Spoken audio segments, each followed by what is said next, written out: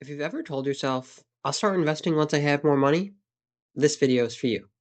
Because that one sentence is costing people hundreds of thousands of dollars over their lifetime, and most of them don't even realize it. Today, we're going to bust the biggest myth in personal finance that investing is only for the wealthy. Talk about why it's actually more dangerous to wait than to start small, and show you with real numbers exactly what waiting even 10 years cost you. Welcome back to Compounding with Callie, where we compound some miles and our money. Let's start with the myth, because it's everywhere. Most people grow up thinking that investing is something rich people do, something that requires a financial advisor, a big salary, and a minimum of tens of thousands of dollars just to get started. And look, that used to be partially true. A few decades ago, brokerage accounts had high minimums, trading fees that ate into small balances, and a whole system that was generally more accessible to people who already had money. But that world doesn't exist anymore. Today, you can open a brokerage account with $0.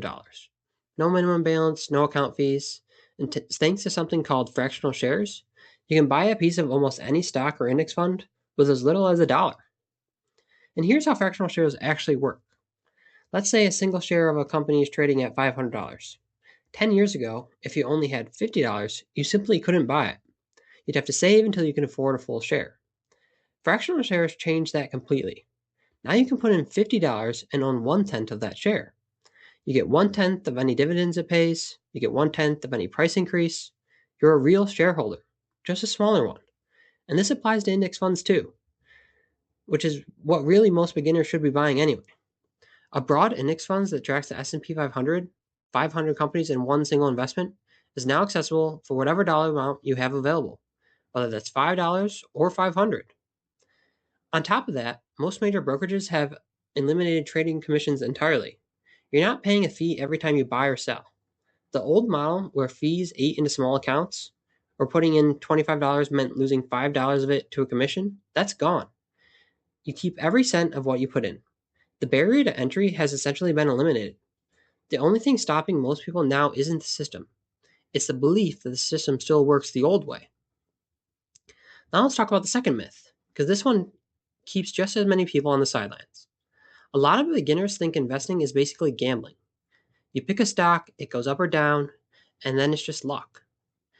And if that's how you see it, of course you want to put your own money in. But that's not what long term investing actually is. And the difference is important enough to spend a minute on. Gambling is a zero sum game. For every winner, there's a loser. And the house always has the edge built into the math. Over time, the odds guarantee you lose. Investing in a broad market index fund is structurally different at every level. You're not betting against someone else.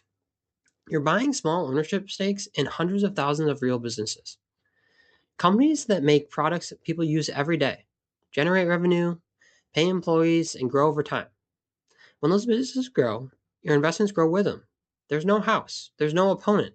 It's not a bet on which way a number moves, it's ownership of the actual economy. And here's where history comes in, because this is where the it's risky argument falls really apart. The S&P 500, which tracks the 500 largest US companies, has returned an average of about 10% per year going all the way back to 1926. That's through the Great Depression, World War II, the dot-com crash, the 2008 financial crisis, and COVID. Through every single one of those events, the long-term direction was up. In fact, there has never been a 30-year period in the S&P 500's history that ended with a loss. Not one. If you invested in 1929, right before the worst stock market crash in history, and just held on for the 30 years, you still would have made money. That's not luck. That's the compounding growth of thousands of real businesses serving real customers over long periods of time. Short term? Yes, markets are volatile and unpredictable. But the longer your time horizon, the less risky broad market investing becomes. And for a beginner with decades ahead of them, history is overwhelmingly on your side. So now that we cleared that up, why does starting early matter so much, even if you're only putting in a small amount? Two words: compound growth. When your investment earns returns, those returns get reinvested and start earning returns of their own. It's growth on top of growth, and the longer it runs, the more dramatic the results become. The amount you invest matters, but the time you give it to grow matters just as much, if not more. Let's go through a quick example. Let's say you're 25 years old and you start investing just $200 a month into a broad index fund. You do that consistently for 40 years until you retire at 65, earning an average annual return of 9%. At 65, you'd have approximately $936,000, nearly $1 million from $200 a month.